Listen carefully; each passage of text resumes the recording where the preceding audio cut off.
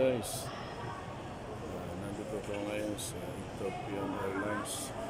Pupunta tayo ng Benin. So,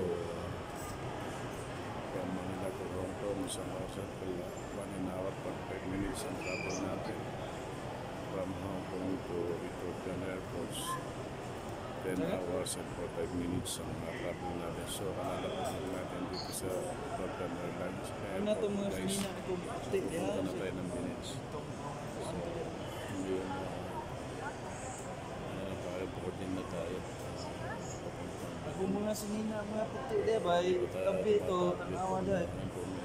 Lagom. Hinihintay natin yung flight natin guys. Papuntang Benin. Patuloy. Guys, magtunog ng ulit. Balik sa trabaho.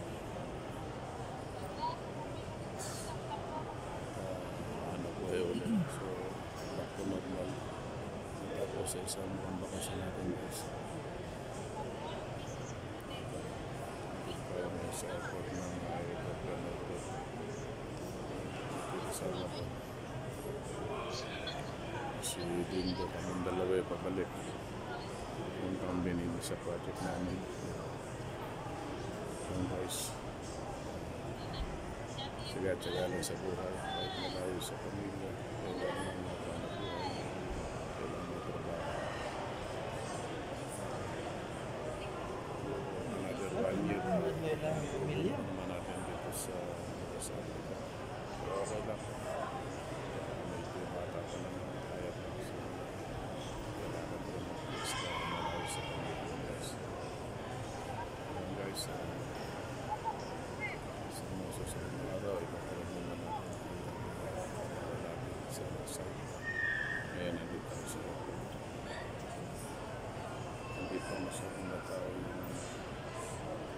sa airport na isa ito. Siguro, nagpapakasempre mga tayo. Ito mga kasabay namin kapalik na naghintay ng flight. Medyo malungkot pero kailangan kahit malayo sa pamilya. Patulga sa kasunday kay gahit ko.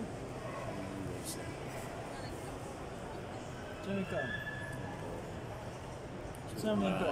8:35 dito sa Ethiopian ng flight natin. Sam. Travel time is Plain 4 hours. Benin po. Di papa be. Ethiopian to Ethiopian. Be. So guys, waiting po tayo sa flight. Waiting na tayo.